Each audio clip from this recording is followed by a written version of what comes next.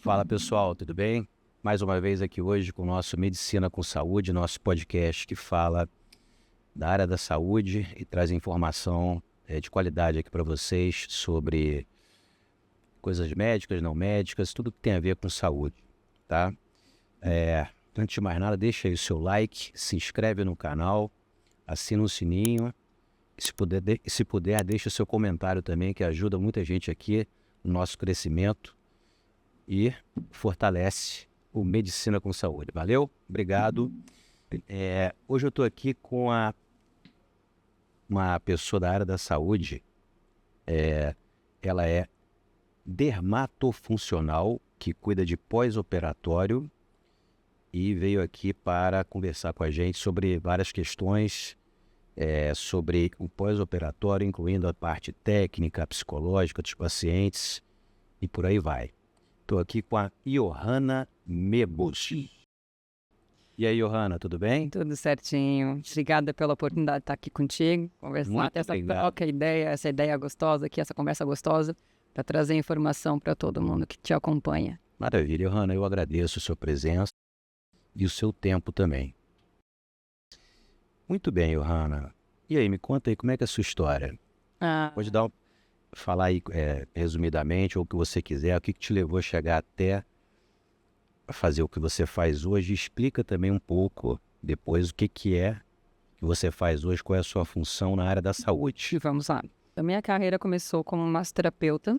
Eu sou de Blumenau, de Santa Catarina. Comecei atendendo num spa. E nesse spa que eu vi a necessidade das pacientes, a busca delas pelo estético, né? E é onde eu fiz os meus cursos, me especializando como massoterapeuta. E com o tempo eu fui vendo a necessidade e a busca das pacientes com a questão da estética, vinha um déficitzinho ali emocional. A gente sempre entendia que tinha uma questão, né? Uma necessidade emocional para aquilo ali, onde fui fazer a faculdade de psicologia para trazer em corpo. Fiz 2 anos e meio de faculdade. Chegou a fazer psicologia? Fiz 2 anos e meio de faculdade. Foi o teu início Foi. de formação, mas não terminou porque você foi para outra. Isso, eu acabei desistindo no meio da faculdade por outras questões e depois entrei na faculdade de fisioterapia, onde me trouxe bastante em corpo, inclusive para a área que eu estou fazendo hoje, né, que eu trabalho com hoje. Então, de formação, você é fisioterapeuta. Isso, Tá. Mas a minha especialização é em dermatofuncional, onde trouxe todo o corpo, experiência e entendimento que eu tenho hoje para a minha profissão, né, para atender minhas pacientes no pós-operatório. E no meio já da faculdade eu fui fazendo especializações na área de pós-operatório de cirurgia plástica, estética, reparadora, reconstrutora, oncológica e trazendo cada vez mais experiências, claro, também nesses 22 anos de atendimento que eu tenho com as minhas pacientes de carreira, trouxe para mim o vasto conhecimento e experiência que eu tenho para a minha área.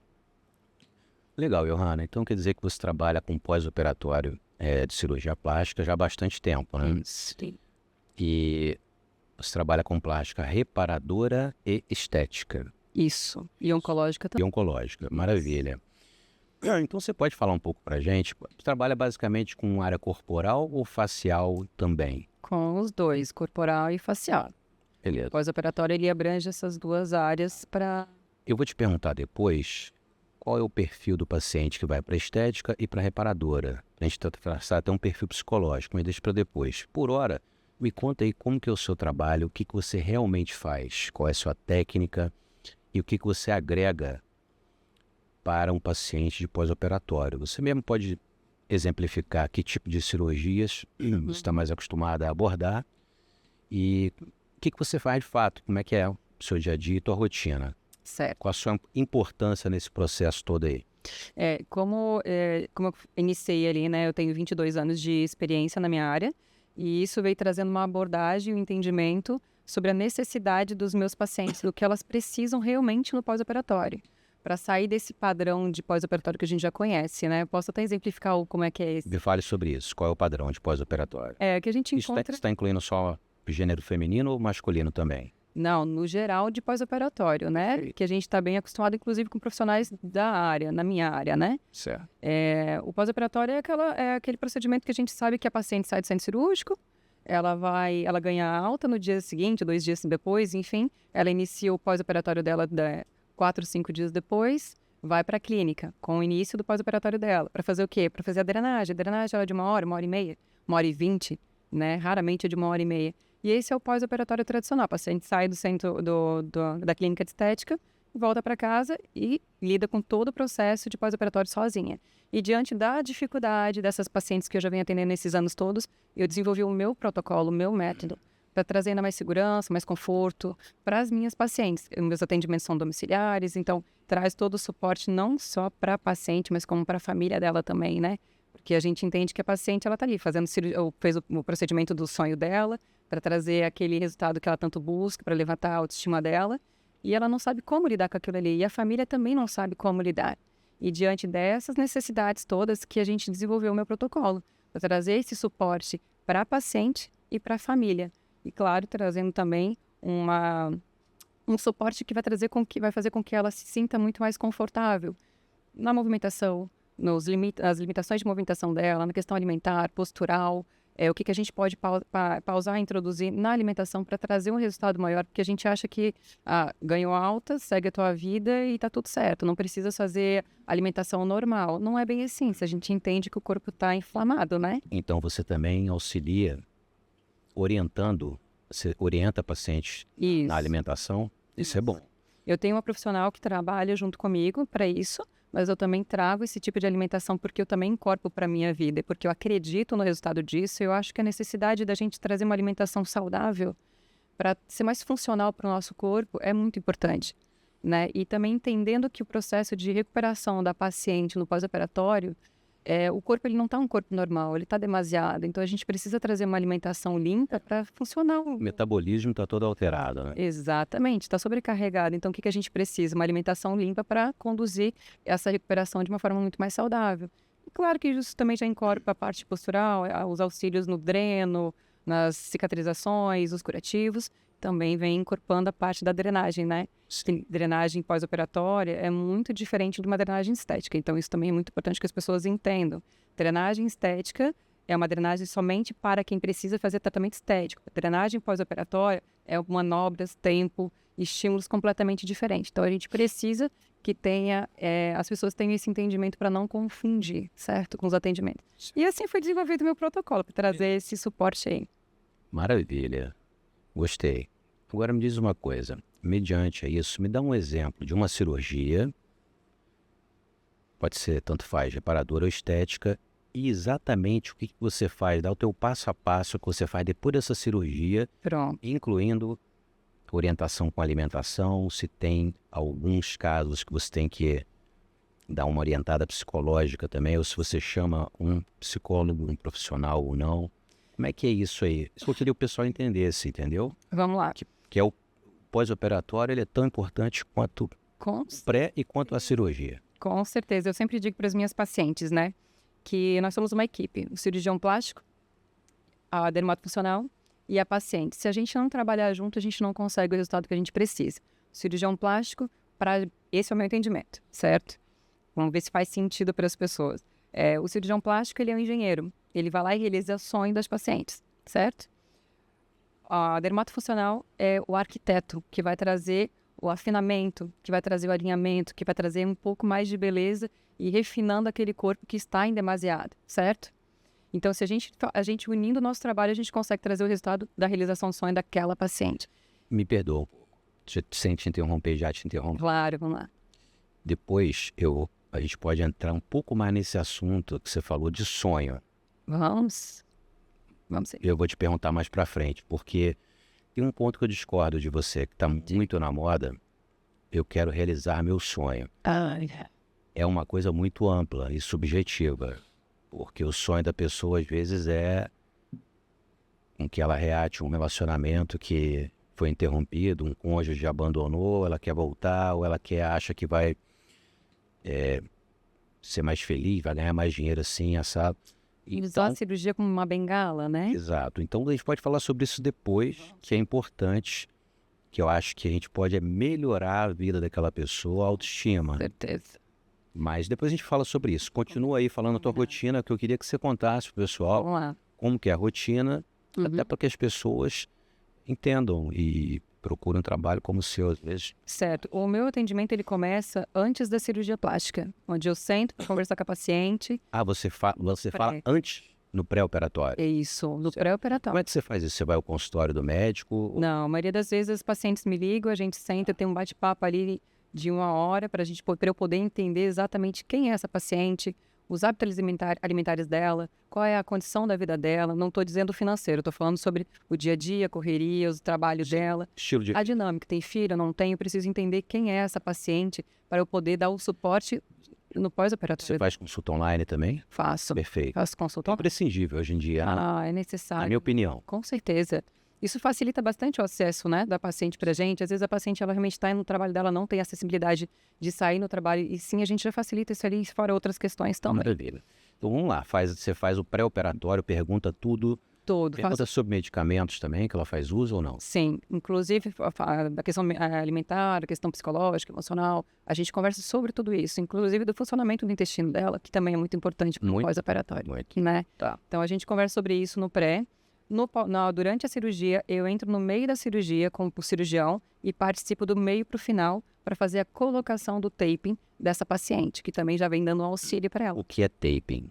É O pessoal saber. Certo, é uma fita adesiva contensiva elástica que trabalha a origem e inserção muscular, que facilita bastante na recuperação dessa paciente no pós-operatório, dando um suporte como se fosse uma cinta, uma cintazinha colada no corpo, Você está falando especificamente de uma cirurgia corporal.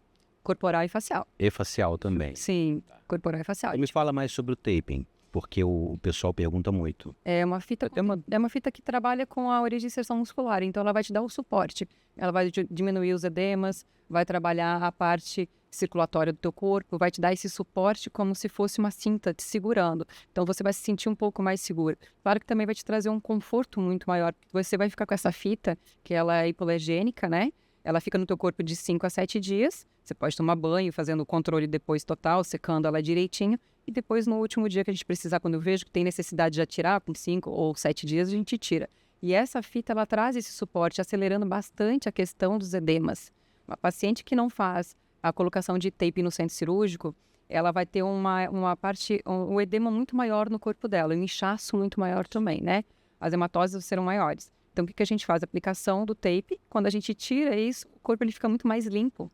Ele tem a redução dos hematomas dele é em torno de 70%. Então, a gente vê um resultado muito maior ali. Tá aí, então o taping já é uma realidade, né? A gente já está há bastante tempo, acho que uns 4 anos, já uns 5 anos com bastante tempo de uso. Começou a tomar mais conhecimento agora, né? Nesses últimos 2 anos para cá. Então, o taping nada mais é do que Um auxiliador. um auxiliador, ele comprime um pouco, ele é isso que comprime a pele. Isso. Ajuda a colar a pele. Colar de uma a forma pele. mais- Não substitui a cinta, tá? Mas ele é um auxiliador, sim, para o pós-operatório dessa paciente, seja facial ou corporal. Vamos supor que a paciente fez uma abdominoplastia. A gente faz o recorte trabalhando e ele vai drenando, como se não é um trabalho de uma drenagem normal, manual, mas ele dá um suporte de drenante. Por isso que ele diminui bastante os hematomas pós-cirúrgico, né? Sim. Então, ele traz esse auxílio, esse suporte para a paciente, que quem não coloca está perdendo bastante auxílio e bastante ajuda. E ele fica quanto tempo, mais ou menos? 5 a 7 dias na paciente. Tempo, né? É pouco tempo e passa.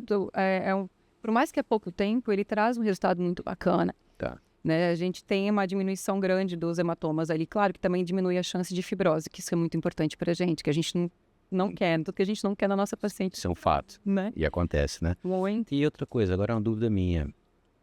Em lipoaspiração de papada, ou lipo de subimento, que é do nome técnico, também se coloca taping Colocamos e ajuda também? bastante. É? Além da diminuição, né, do edema, como eu já tinha dito antes, ele também dá esse suporte de camadinha, né? Ele segura, ele faz a substituição da faixa, né?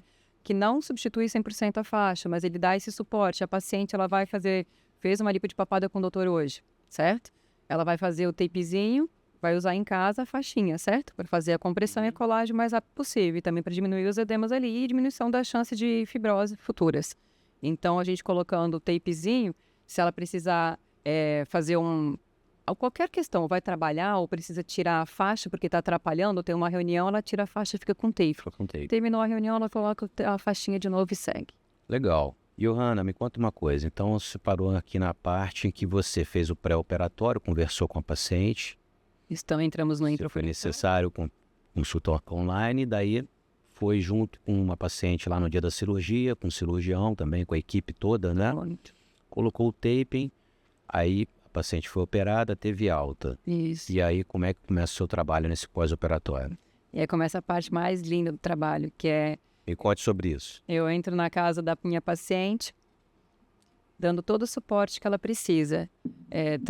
Introduzindo não só para ela, como para a família dela, esse suporte necessário, né? Porque a paciente, ela vai fazer a cirurgia com esse sonho que a gente conversou ali antes, né? Idealizando, na verdade, aquele corpo que ela está buscando para ela.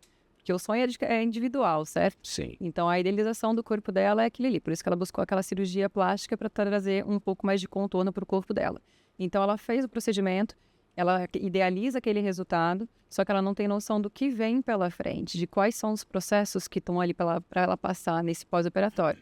Seja emocional, seja física, seja questão de depender de terceiros ali para conseguir se virar, tomar um banho, fazer um café, enfim.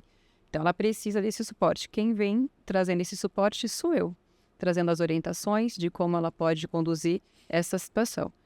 Eu auxilio as pacientes na questão postural, alimentar, respiratório. Eu faço toda a parte da asepsia e de curativos. Eu faço a parte da limpeza e higienização dos drenos e auxilio as pacientes também para o final de semana, para elas poderem também entender como que funciona aquilo ali. Eu instruo a família para dar todo esse suporte, porque grande parte da família não tem essa... às vezes se sente inseguro, né? Em como dar esse suporte, como ajudar aquela paciente ali, aquele ente querido. Então, o meu trabalho é exatamente isso, trazer orientação para ela, para a família e, claro, a introdução da drenagem e toda a parte emocional, toda a parte de suporte que traz uma facilidade, uma leveza nesse processo, porque pós-operatório é uma fase para a paciente muito difícil. Vamos botar o difícil no sentido dela aprender a lidar com o emocional dela, com o controle do dia a dia, com a questão do dor, desconforto, como dormir. Deixa eu pegar um gatilho que eu vi aqui. Tudo é dito, né, para o paciente. O paciente até já viu tudo hoje em dia na internet, ou porque a amiga dela também operou, ou porque o irmão fez a cirurgia, ou a mãe já fez. Isso. E, fora isso, o médico também dá as orientações pós-operatórias e conversa, tira as dúvidas, né? Isso. No consultório. Mas, na hora H, né? Que quando tira o curativo, ou que a pessoa realmente já fez a cirurgia e está passando por aquilo, é que ela vê o que é. E que ela até fala, poxa, esse médico teve razão de não querer fazer 5 cirurgias ao mesmo tempo e tal.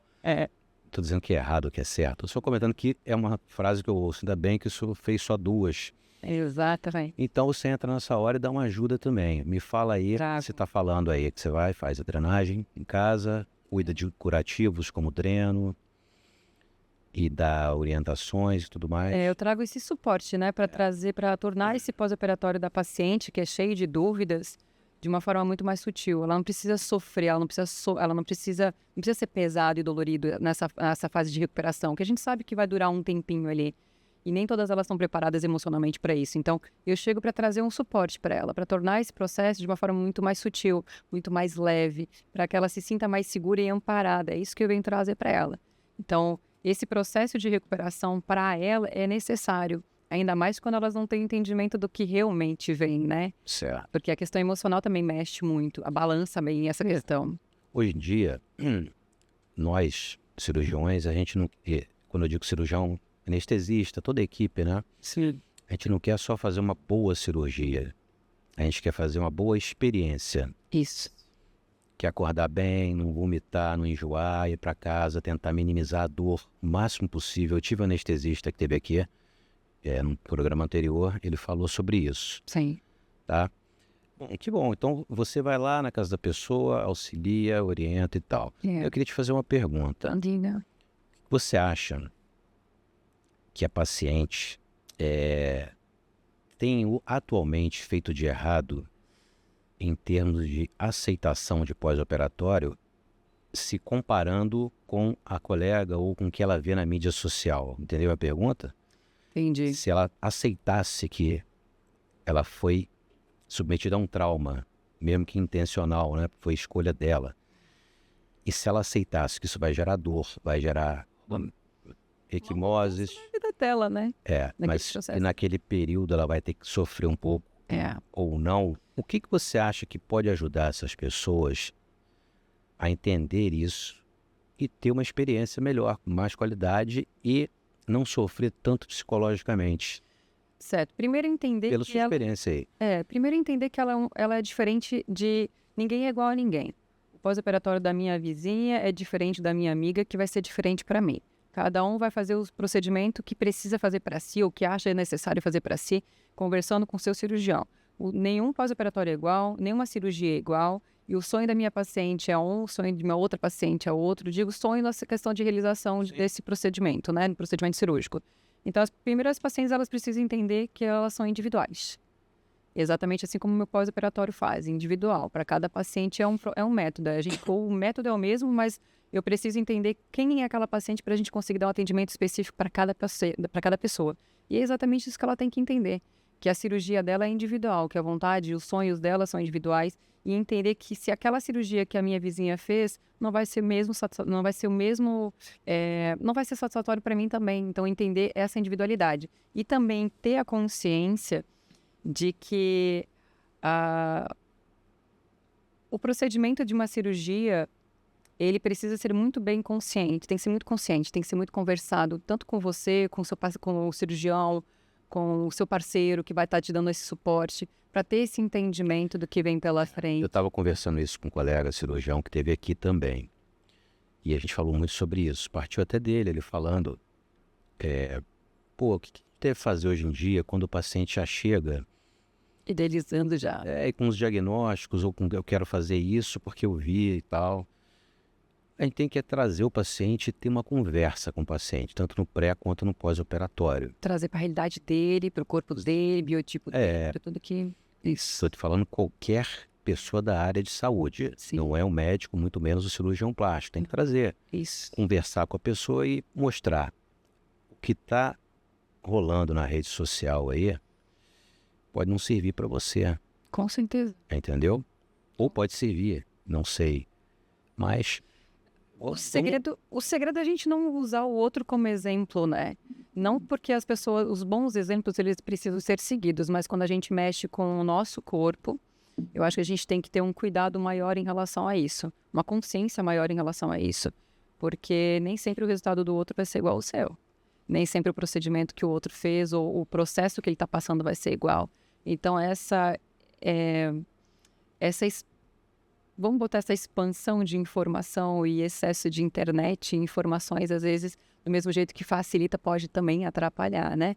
Mas a gente precisa ter a consciência total sobre o que realmente a gente está buscando para a gente. Por isso que eu também acho muito importante o autoconhecimento, né? Você saber quem é você, o que você está buscando, o que você está querendo.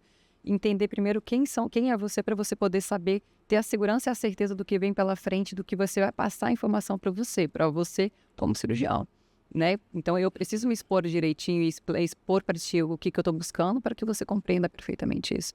Então não adianta buscar a referência de alguns conhecidos para que seja igual, né? Gostaria muito de ter um tanquinho de grandes famosos ali, mas não é meu. Vou ter que buscar de uma outra forma, com a academia ou com uma lipo por ali. Mas eu acho que a gente tem que buscar da forma que a gente consegue se encaixar melhor naquilo ali. Até pela questão da aceitação.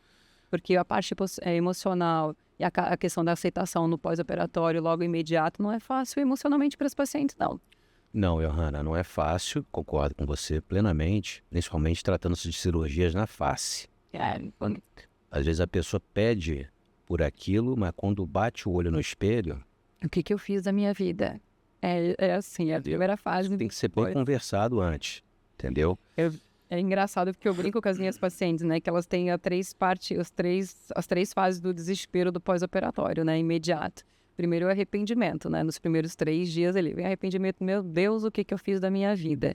Mas aí o tempo vai passando, a evolução delas vai acontecendo, elas vão sentindo menos desconforto, o resultado vai começando a aparecer ali do meu protocolo. A partir do quinto, sexto dia de atendimento já começa a aparecer o resultado. Então elas já começam a entrar naquela segunda fase, que já não estão mais tão arrependidas, mas ainda falam, meu Deus do céu, não faria de novo. Quando passa do 7º dia, do 7º dia até o 10º dia, elas já não estão mais nem arrependidas, nem desesperadas, elas já estão olhando com aquele resultado bonito que está dando, estou começando a ver resultados, estou me sentindo melhor.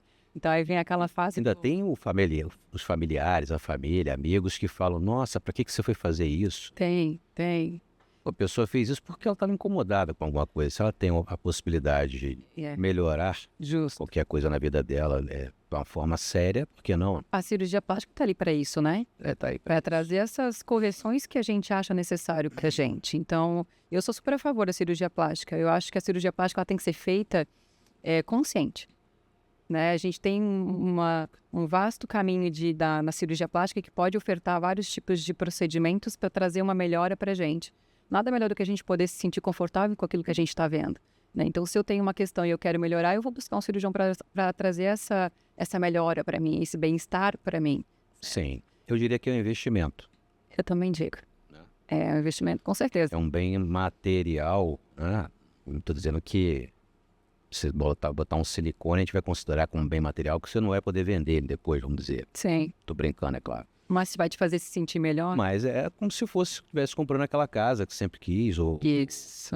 Entendeu?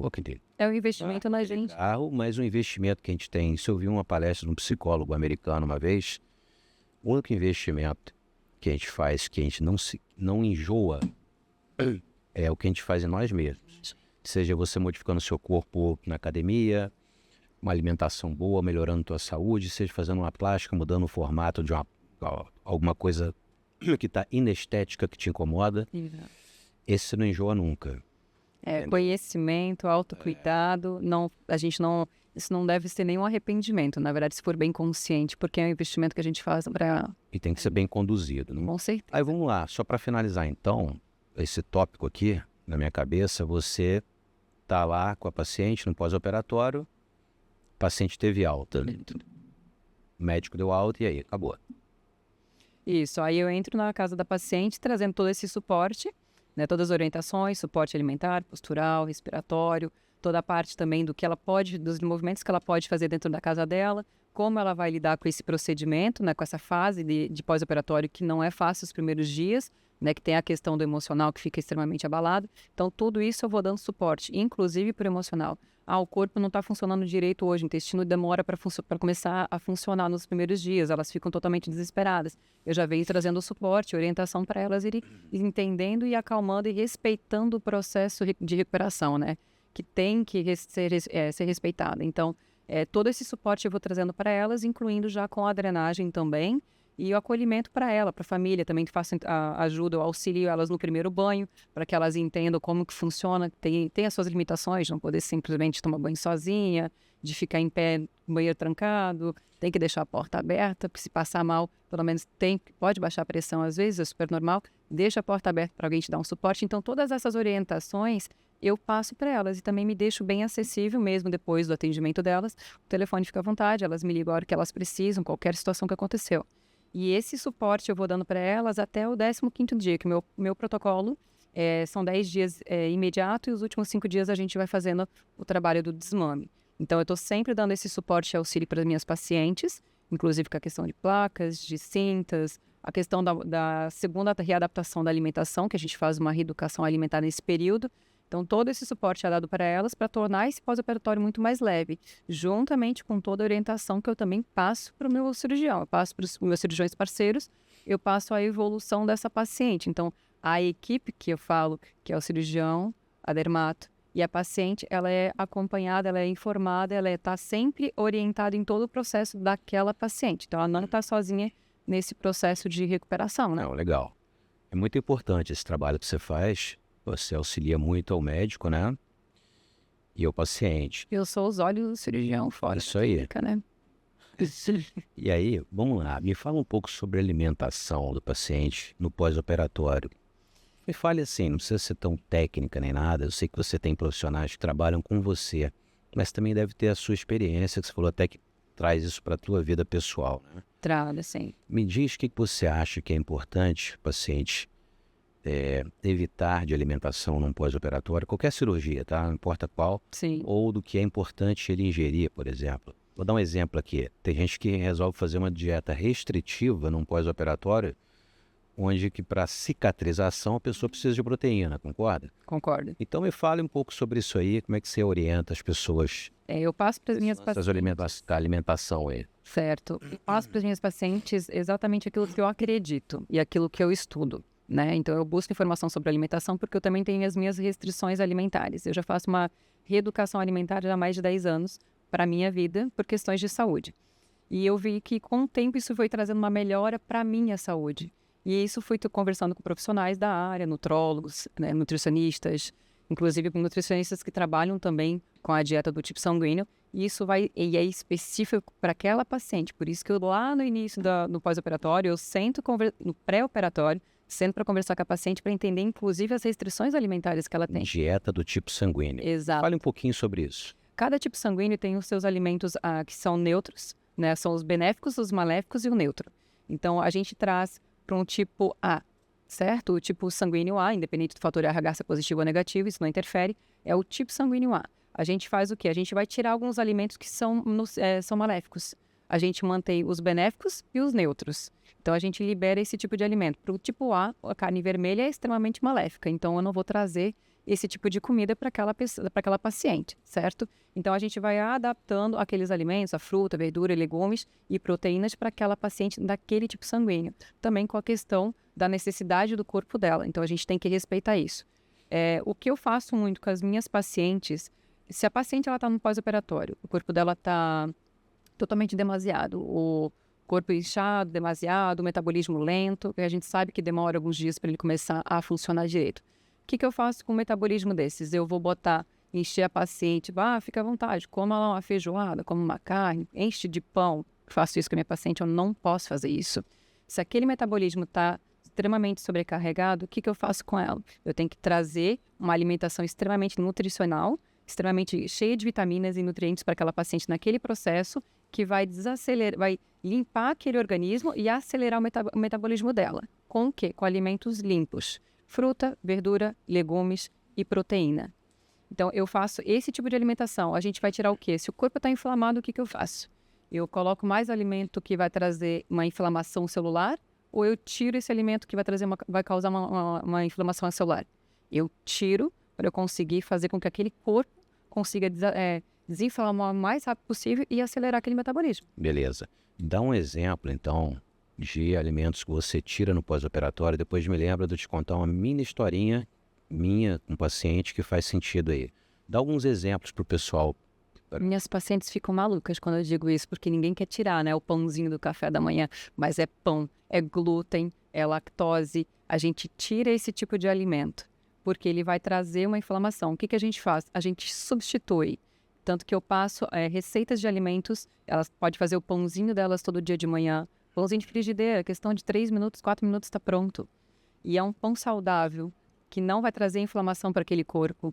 E a gente faz leite de castanha de caju, de grãos, enfim, a gente faz de coco, que fica uma delícia também. A gente faz a substituição. Sei que vocês de início vocês não gostam, mas depois todos vocês aprendem a gostar daquilo ali. Inclusive, elas adaptam isso para a vida delas, porque elas entendem o benefício daquilo ali. Elas sentem no corpo dela a desinflamação celular e a movimentação daquele organismo.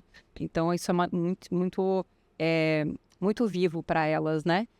Eu tiro o glúten, lactose, e a gente reduz a carne vermelha no início. Carne vermelha, carne de porco, frutos do mar, porque a gente tem pacientes, tá? Se for assado, bem assadinho, uma carne de porco, se for bem assadinho, um peixe, eu não gosto de liberar isso para elas. Vocês não me escutem agora não, tá? Isso, eu não gosto de liberar porque a gente sabe como é que elas são, né? Se a gente der uma brechinha ali, elas acabam fazendo. Eu estou até do lado dos pacientes. A pessoa está operada, não pode se mover, não pode sair de casa. Eu deixo comer o que quiser, mas agrado, né? Mas aí no caso eu quero que você fale que isso realmente auxilia no resultado. Muito. Continua aí. Tive uma diferença muito grande na paciente que segue. Você acha que vale a pena tirar a carne? Tirar a carne vermelha, carne de porco e frutos do mar? Isso, a gente deixa com fruta, verdura e legumes. Eu faço, inclusive, passo o cardápio para elas lindinho, tudo prontinho, que ela é liberada. Você passa o cardápio, tá? Isso é muito bom. Faço. Elas podem fazer o pãozinho delas, a pizzazinha delas sem glúten, sem lactose. A gente pode fazer uma substituição muito grande hoje, né? A gente tem essa variedade de farinhas, de grãos. Inclusive, quem não gosta de queijo, Quem gosta de queijo, mas não quer tirar o queijo da pizza ou do sanduíchezinho, do pão sem glúten, você pode colocar queijo de mussarela de búfala. Né? Mussarela de búfala, tem o queijo Minas de búfala, que é sem lactose, então você pode fazer essa introdução. A gente substitui as alimentações ali. Então, tu substitui esse tipo de alimento, trazendo mais qualidade para essa paciente. E elas veem essa diferença, e não tem nada melhor do que isso, porque o resultado delas também está muito em cima da alimentação. Johanna. Me conta a tua história, cara. Não, vou contar, mas uma coisa, tudo isso que você falou aí é uma dieta importante não para o pós-operatório, hein? Seria para a vida da pessoa. Eu, por exemplo, não como lactose, deve ter uns 5 anos. Leite eu não bebo mesmo desde da infância. Mas você tem restrição? Não. Mas tu não sente uma diferença maior no teu corpo? Tu não vê que ele tá mais fluídico, mais leve, Não, depois me sinto bem. Incha, né? Sim, até porque quando você vai num jantar, num almoço, faz uma viagem, você não vai ser aquele antissocial que, olha, vem uma pizza, dá para ser sem queijo e sem não sei o que, não sei... Não. Pode abrir essa... Não é meu dia a dia, mas quando eu como queijo gordo, por exemplo, cheddar, eu sinto uma super diferença. Até, assim, meu humor, entendeu? A digestão daquilo ali fica pesada. Fica pesado, você não consegue fazer uma atividade física legal, então, até mesmo para o trabalho. Sim. Até mesmo para antes de uma cirurgia minha, eu modifiquei muito. Então, tudo isso que você está falando faz muito sentido. Essas coisas aí mais modernas que não são tão modernas assim, vou te falar, viu? Tem umas dietas aí que são bem antigas, que é isso aí, não come lactose, evita pão e tudo mais. Mas funcionamento do corpo de uma forma mais limpa, né? Eu tenho intolerância a glúten e à lactose, né? Tenho intolerância à lactose e rejeição ao glúten. E depois que eu comecei a fazer essa introdução para a minha vida, não é só para um período e outro. Eu tento não abrir brecha. Abro brecha às vezes, porque às vezes tu vai no aniversário e não tem um bolo sem lactose, sem glúten. É uma pena, eu entendo, mas tudo bem. A gente sabe que não é todo mundo que é adaptado a esse tipo de alimentação. Mas eu abro brecha. Eu sei que eu vou passar mal, tá tudo bem. É só aquele momento. No dia seguinte eu vou ter que arcar com as consequências daquela escolha de ter consumido aquele tipo de alimento. Beleza. Mas eu trago isso para minha vida mais de 10 anos exatamente porque eu vejo a diferença no meu corpo. Cabelo, pele, o funcionamento do meu intestino, o meu corpo inteirinho desinchei. Eu sinto muito mais vitalidade, muito mais energia, trazendo uma alimentação rica e viva para mim. O que é alimentação limpa? É uma alimentação que é de frutas, verduras e legumes. E proteína? A proteína ela sempre precisa ter. E você pode ser num ovo, pode ser num frango, pode ser numa carne. E aí eu faço a parte, no pós-operatório, existe a fase de cada parte de alimentação. Então a gente inicia limitando essa questão de fruta, verdura e legume. A gente libera frutas, verduras e legumes, a gente limita o glúten, lactose e as carnes. A gente só libera a carne branca, certo? Peixe se for muito assado, senão é só frango. Quando elas passam no processo de 5 dias, a gente começa a fazer a introdução do alimento da carne vermelha. O fígado, ele é liberado. Eu libero o fígado antes exatamente por questão do ferro. Ferro, reposição, tá certo. Exatamente, junto com os sucos que a gente passa as receitinhas ali para trazer mais vitalidade e vitamina para elas. Então, cada fase do pós também tem a questão da alimentação que a gente vai readaptando em cada fase do pós-operatório dela. Que é necessário para o resultado dela também. Sim. E se ela quiser levar para a vida dela, a gente Aí, entrando então na historinha, eu tive uma paciente que ela fez uma dieta, basicamente isso aí que você falou, Uhum. por conta dela, e ela fez uma cirurgia comigo e ao mesmo tempo foi numa ocasião que outras pessoas fizeram também o mesmo tipo de cirurgia. E ela foi muito, muito certinha nessa dieta, tanto no pré quanto no pós-operatório. Fez isso à risca por mais de 2 meses, Legal. 3 meses. Ela teve um resultado incrível, bem mais rápido do que Exatamente isso. os outros pacientes. Isso significa o quê? Que a dieta pós-operatória influencia sim no resultado. Essa reeducação ela é necessária. Você não pode reter líquido mais do que já está retido. Exato.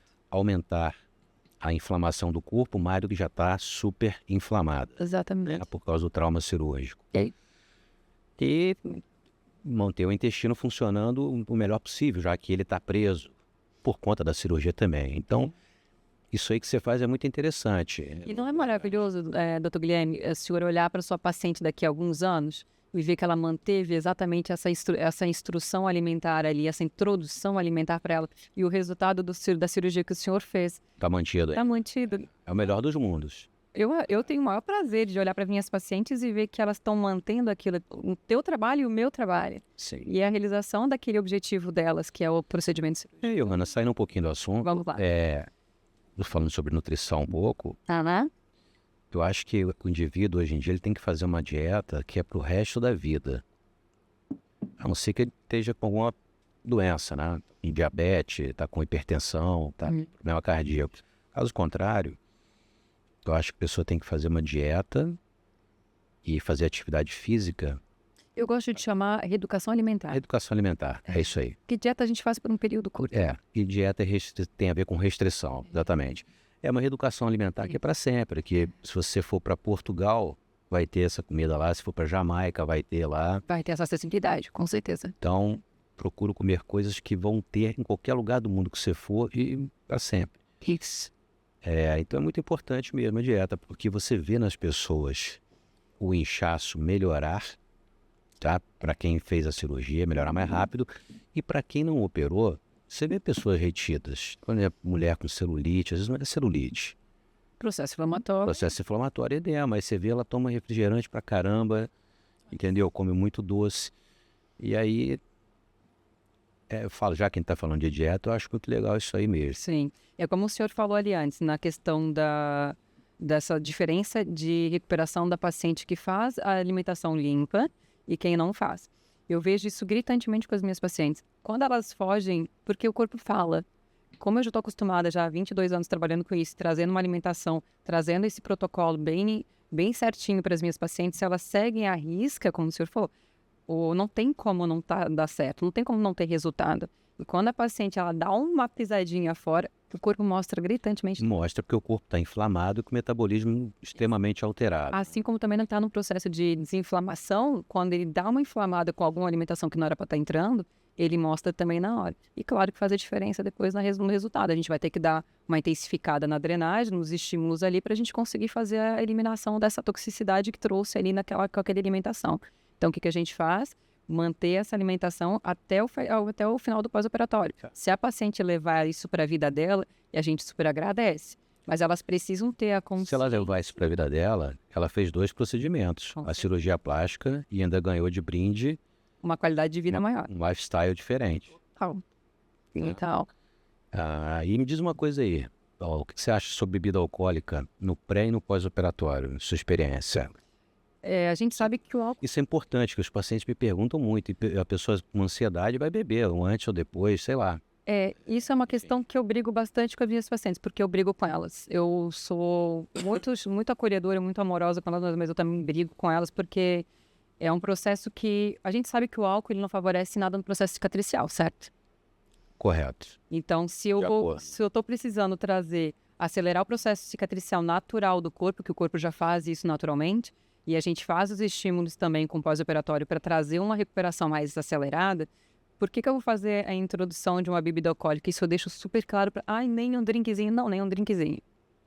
Isso eu sou bem firme com elas. E não é só até o 15º dia. Vamos esperar, 15º dia, vamos esperar até a alta do médico. A hora que o teu cirurgião liberar, você faz a introdução. Mas eu vou num lugar eu tomar um drinkzinho, não, só um golezinho de champanhe. Não. Você acha que isso pode atrapalhar o pós-operatório? Com certeza. Elas vão chegar na segunda-feira, se passar o final de semana e elas fizerem o uso de qualquer bebida alcoólica ou alimentação que não deve, na segunda-feira o corpo delas mostra para mim. E aí já é claro. Eu já começo a falar o que aconteceu aqui. O teu intestino não tá legal, o teu corpo tá desse jeito.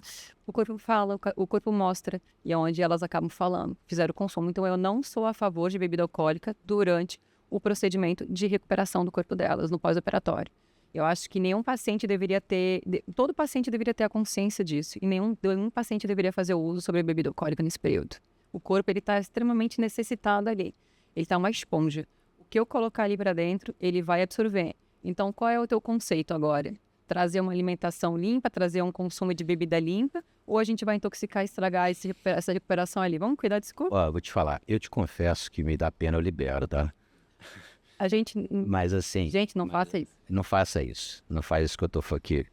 Eu entro num consenso, a pessoa fala, mas é meu aniversário amanhã. Eles vêm para sensibilizar também, né? Claro. Eu falo, então tá, pô, toma uma tacinha de vinho. Não tem problema, tu pode liberar, porque eu não libero. Aí fica assim, eu brigo com elas. Aí, Tem drink sem álcool. mas aí o pessoal não quer, o pessoal quer relaxar mesmo. Deixa para relaxar depois do pós-operatório concluído, aquele resultado maravilhoso, já tá com o corpo perfeito, daquele jeito que gostaria. Eu sou um médico bonzinho, eu libero. Então toma uma tacinha de vinho. Aí chega na próxima consulta, o marido ou o namorado fala, eu tomo 2 garrafas, né? Aí eles contam. Ponto, o pessoal cagueta. As minhas Mas, coisas também. não bebe no pós-operatório não, que incha mais do que deveria. É isso aí. Segue aí o que o Hanna tá dando de dica pra gente. Isso é por vocês, pelo resultado de vocês e pela saúde de vocês. A gente Beleza, e o açúcar, o que você acha? Tudo que você tá falando aqui, é o a gente tá falando de pós-operatório especificamente. Mas a gente pode levar para a vida, né? Exatamente, é isso que eu quero fazer. Por isso que eu tô te perguntando, o que você acha do açúcar? Assim, o açúcar eu também corto das minhas pacientes. Elas vão me achar uma megera, mas assim, eu corto da alimentação delas o glúten, lactose, e fritura, gordura, refrigerante de forma alguma, bebida alcoólica de forma alguma, e a gente reduz o doce.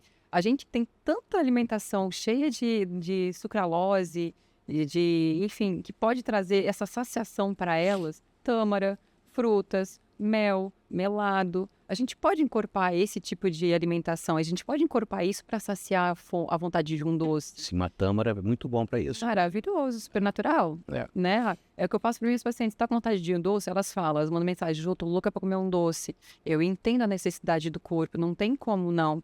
Então, o que eu falo? Eu passo exatamente as receitinhas ali. Pega aquela banana, pega uma banana bem madurinha, coloca na frigideira com um pouquinho de água, joga uma canelinha, tirou dali, bota um melzinho ou melado.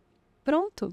Elas falam, isso não vai matar minha vontade. Mata a vontade sim, porque todas elas depois falam, saciou. E é exatamente isso. O açúcar, ele é tão venenoso quanto o refrigerante, quanto o glúten, quanto lactose. Ele vai intoxicar o teu corpo. A gente sabe disso, já é comprovado, né? Já. Então, se a gente pode fazer a substituição disso por outros meios, beleza. Mas preciso tomar meu cafezinho com açúcar. Dá pra gente reduzir esse açúcar branco e a gente botar um açúcar mascavo? Botar um açúcar demerara? A gente pode colocar isso? Pode. Vamos substituir? Podemos adoçar um cafezinho com mel? Podemos. É essa substituição que precisa ser feita. Eu não corto nada da alimentação das minhas pacientes. A gente substitui. Ajusta, né? A gente ajusta. Todo mundo fica feliz, todo mundo fica com o corpo saudável, a gente consegue ter uma recuperação mais limpa. Elas entendem, têm a consciência, elas começam a ter a consciência desse tipo de alimentação para a vida delas. Contanto que a grande maioria das minhas pacientes, elas acabam conduzindo esse tipo de alimentação para a vida delas. Perfeito. E a gente agradece. Foi como eu falei, a paciente ganha um brinde, né? Exato. Aí então, Johanna, você então faz o pré-operatório, você conversa com a paciente antes da cirurgia. Isso. Você vai no dia da cirurgia. Provavelmente um familiar dela vai te ver lá. Isso. Ou a própria paciente. Ela me vê. E eu espero ela acordar. Espera ela acordar. Legal. Aí depois você vai na casa da paciente por determinadas vezes, né? Isso. Periodicamente, para fazer drenagem, orientar a alimentação. Depois a paciente tem alta, não é mais necessário isso. Mas você concorda que você pega uma intimidade, fica amiga da pessoa, do familiar da pessoa, do parente, do marido, da mulher, da esposa? Você acaba ficando Com certeza. próximo. Me aproximo ali, é como se a gente pega uma confiança, uma segurança uma com a outra. E nesse caso eu concluo que você se torna uma psicóloga Também. familiar no pós-operatório. Também. Dá um Acabei de suporte. inventar isso agora, mas é a minha conclusão. Atenção, não é exatamente isso, mas Por tudo isso que você passa, por todas essas etapas todas. Um trabalho diferenciado, muito bom, na minha opinião, muito obrigada. tá? E daí você acaba virando uma conselheira e começa a entender as mazelas, os probleminhas que aquela pessoa teve até chegar e procurar o cirurgião plástico. Com certeza. Você vai entender que às vezes o marido não queria que ela fizesse a cirurgia, que a filha deu força, ou que não, o marido queria e a mulher não queria, e a mulher queria que o marido fizesse e ele não, e vice-versa. E você então entende o que levou aquela pessoa a fazer e todo esse processo de transformação que ela está passando na cabeça dela, nesse momento de pós-operatório imediato, e como você ficou amiga e teve proximidade até pós-operatório tardio. Isso. Depois de meses, né? Que o resultado já veio. Diz assim, aí eu queria que você me falasse, porque eu estou trazendo muito esse tema para cá. Todos os profissionais da saúde darem o seu depoimento sobre o que está acontecendo hoje em dia com pessoas que se submetem a procedimentos estéticos, não estou falando de cirurgia só, mudanças estéticas, que pode ser também um uso drástico de medicações para perder peso rapidamente, e ir para academia, e fazer mais atividade física do que a tua genética e teu corpo estão acostumados, tem uma mudança. O que você acha que passa na cabeça dessa turma atualmente?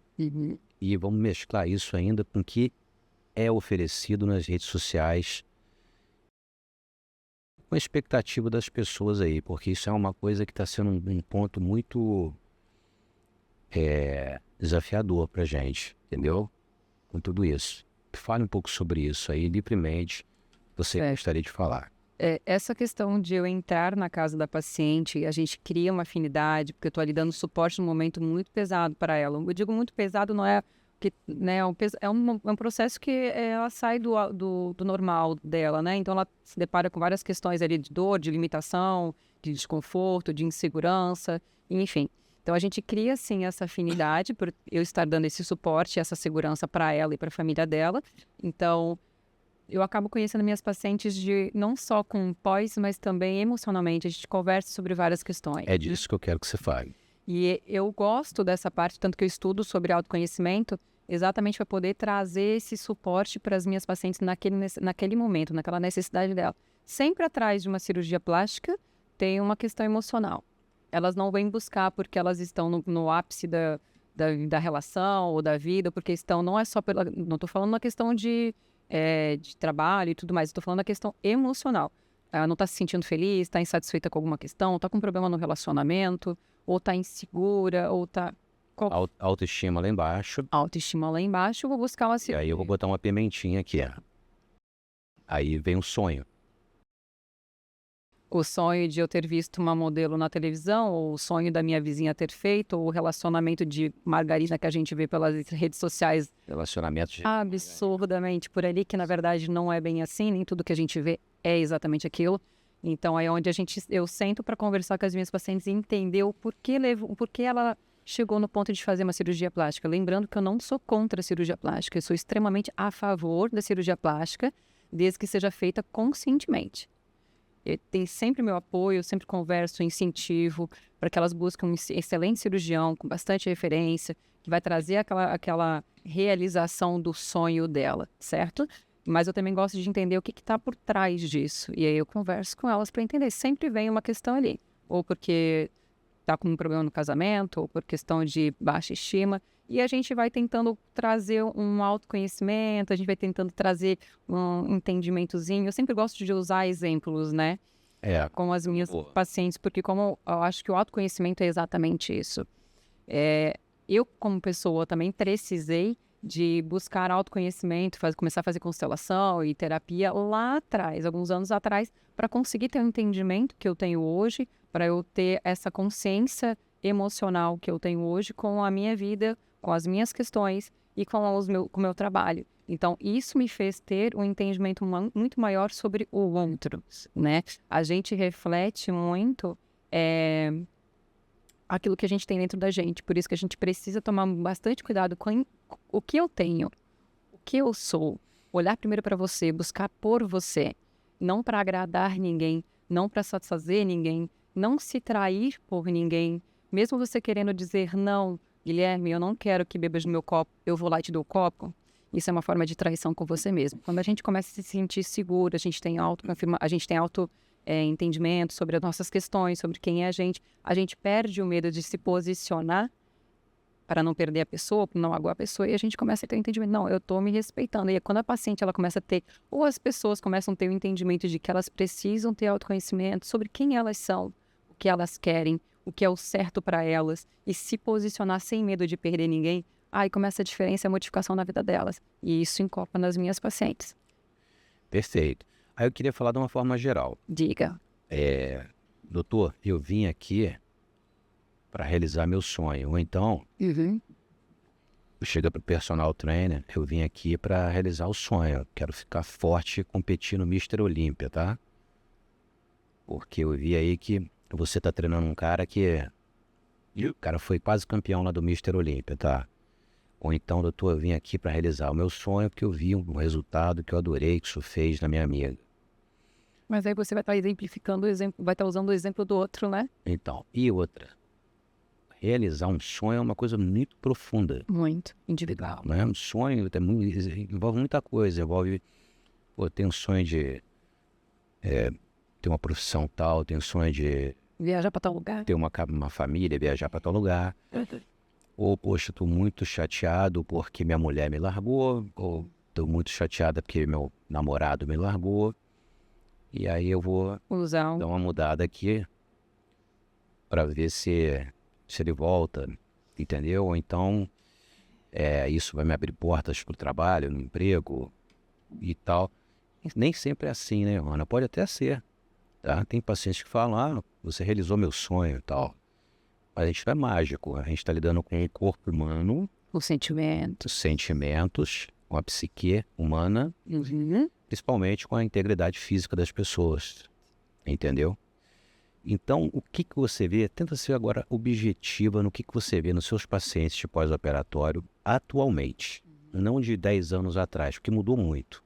E o que você acha que a rede social reflete de bom e de ruim nisso? Isso é muito importante que você fale, já que você tem esse convívio intenso com os pacientes. Vamos dizer. Eu acredito que tudo que é em excesso não é saudável, né? Seja numa atividade física, seja numa alimentação, seja num vício, tudo se torna meio que um viciozinho. Igual, é a mesma coisa para uma cirurgia, é a mesma coisa para um procedimento estético. Tanto as pacientes que adoram preenchimento labial, vi fazendo um em cima do outro e ficam com um pouco do lábio deformado. Eu acho que tem que ter uma consciência ali. A rede social e o uso excessivo da rede social, ela traz uma visão um pouco deturpada às vezes. Por isso que a gente tem que tomar bastante consciência e cuidado com o que a gente está assistindo. As redes sociais, elas estão aqui libertas e abertas para todos nós, né? Ela está acessível para todos nós. Então, você vai escolher como você vai querer usar aquilo ali. E eu acho que a gente tem que tentar ter o máximo de consciência do que a gente está buscando, do que a gente está assistindo e tomar consciência daquilo ali. Não tenho consciência daquilo ali, tá bom, como é que eu vou ter? É olhar com imparcialidade, não levar sempre 100% daquilo ali. Vou buscar o seguinte, quero saber sobre cirurgia plástica, eu vou procurar um nutricionista ou eu vou buscar um cirurgião plástico? Boa. Vou buscar um cirurgião plástico. Tá, entendi. Eu vou direto ao ponto, eu vou buscar em quem realmente tem a fonte segura, em quem vai me passar exatamente as informações que eu realmente preciso e necessito para aquele momento, para tirar as minhas dúvidas e conhecer um pouquinho mais. É isso. As redes sociais estão exatamente para isso, para ofertar para a gente esse conhecimento. Eu vou usar uma blogueira para ser minha referência de cirurgia plástica, a minha referência de academia, a minha referência de alimentação. Beleza, ela pode ter uma porta aberta para isso. Acho legal, né? Ela trazer Ela traz as informações, mas cabe a você, seguidor, vamos buscar. filtrar essas informações de forma correta. Vou buscar o cirurgião, que pode me trazer uma informação que eu preciso, vou buscar um nutricionista, que vai me trazer a informação que eu realmente preciso para minha alimentação, um personal adequado, preparado para aquilo ali. É exatamente isso, buscar as pessoas preparadas para aquela área. Não adianta eu querer buscar o caminho X se eu vou buscar no caminho contrário, né? Então a gente tem que ser mais certeiro, mais assertivo naquilo que a gente realmente está buscando. Acho que a necessidade das pessoas hoje de aprovação está cada vez maior, onde elas usam a internet para isso, né? Que eu não sou muito... a internet, para mim, eu uso bem comedida, porque ela não está ali para me servir. Eu estou ali para... a internet está para me servir no sentido de eu passar as informações para as minhas pacientes, mas não é a minha vida ali. A internet não faz o movimento da minha vida. Eu uso a internet para trazer informação e conhecimento para as minhas pacientes e Tocou num ponto interessante. Então, quer dizer que talvez alguma dessas pacientes, né, façam essas mudanças corporais, seja plástica, seja qualquer coisa da cosmiatria, seja uma mudança de hábito de vida até, para se inserir numa tribo. Com certeza, a gente vê isso gritantemente, né? Como foi a explosão ali A gente até tinha conversado um pouco antes sobre procedimentos que são feitos que viram modinha, né? Primeiro veio o lábio muito cheio de de ácido hialurônico, agora a gente está vendo as meninas diminuindo, veio a fase do silicone, que todo mundo queria colocar silicone, e agora a gente está vendo que a fase está sendo com peitinho menor, né, a mama mais reduzida. Então, as pessoas, elas tentam se inserir naquele grupo ali por uma necessidade dela, por necessidade de pertencimento àquele local, àquele grupo. Mas, por trás disso, sempre tem um algo. Eu acho que quando a gente tenta pertencer a um meio, existe um vazio, existe uma carência, existe uma insegurança, que vem aquela questão que eu já venho falando lá desde o início, sobre autoconhecimento. O autoconhecimento ele é extremamente necessário. Tá. Não, interessante isso que você falou, porque se você parar para pensar, hoje em dia todo mundo devia fazer terapia, né? Incluindo eu, você, todo mundo. Você faz. Eu devia fazer, hein? Se minha psicóloga abrir mão de mim, a gente vai ter uma briga bem grande. Pessoal, antes que eu me esqueça, ó, vou deixar aqui o link do Instagram da Johanna Mebus, tá? Segue ela lá, hein? Ela é cheia de dica boa para dar para vocês aí. E o Instagram dela é bem bacana. Já vi teu perfil, adorei. Uma postura boa e ótimas dicas. E é isso. Sou bem acessível às minhas pacientes, aos seguidores. Se precisarem de informação, pode me chamar no Tá aqui no link o Instagram da Johanna. Será muito bem recebido lá no minha... Johanna, o que você fala o que você acha de autoconhecimento? Me explica mais sobre isso. Eu gosto... E por que eu estou tocando nesse assunto? Porque o nosso objetivo com esse programa é trazer informação sobre saúde. Nós não somos donos da verdade. De forma alguma. Tanto é que qualquer outro profissional que tenha informações, outra perspectiva ou discordem do que está falando aqui, do que eu falo, da tua opinião, ele está livre para vir aqui, para escrever nos comentários. Vou receber todo mundo aqui com o maior prazer do mundo para dar voz a quem quiser vir aqui falar. Mas eu gosto de falar assim, tudo que é possível entregar com aquilo que você tá querendo. Tudo que vem junto com o combo. Por isso que é importante falar tudo. Porque tem um lado bom e um lado ruim. Sempre. E eu tenho um receio de que nas mídias sociais atualmente, você só veja o lado bom da coisa. E quando chega o lado ruim, é uma coisa muito impactante. Não sabe como lidar. É insuportável às vezes. Uma frustração muito grande. Mas que deveria ser dito. É difícil às vezes, mas deveria ser dito. Então, esse autoconhecimento do paciente é importante para ajudá-lo a procurar o que ele quer de fato. Até para romper padrões, né? Exato. E também para trazer uma melhora para a vida dele. Uma melhora de qualidade de vida aí nessas pessoas. As pessoas estão tendo uma melhora de vida, mas também tem algumas pessoas que estão tendo uma piora. No sábado veio aqui ele é nutricionista, ele me disse aqui, mas ao vivo, que hoje em dia os jogadores profissionais de videogame são uma turma de uma faixa etária mais nova, né? Não necessariamente adolescentes, mas são mais jovens, que outrora comiam só besteira, não faziam esporte, ficavam sentados no sofá o dia inteiro jogando videogame, né? Que é a profissão deles. Hoje em dia estão fitness, ao extremo. Que legal. Se cuidando pra caramba em academia e entendendo que isso melhora até a performance dele, do cara no videogame até e tal. Então tem muita gente que está tomando a consciência. Graças a Deus. E tem gente que não. Então o que a gente pode dizer para ajudar as pessoas com informação na área de saúde sobre esse autoconhecimento? O que para você é isso aí? É buscar uma terapia? É buscar uma religião? Pode falar abertamente. O autoconhecimento nada mais é do que você ter entendimento sobre algumas questões. Quando você compreende, você tem informação, você tem entendimento, você consegue fazer a movimentação para romper padrões e movimentar na sua vida aquilo que vem há tempos sendo, vamos botar assim, eu sou obesa, certo? E eu quero romper esse padrão não por questão só de estética, mas por questão de saúde. Como que eu vou fazer o rompimento disso? Eu tomando consciência da onde vem essa minha necessidade alimentar. Por que eu deposito as minhas angústias, as minhas angústias, as minhas alegrias, as minhas euforias, as minhas frustrações na comida? É buscar esse entendimento. Isso serve para todos os campos, tá? Uma separação, por uma frustração no trabalho, qualquer questão.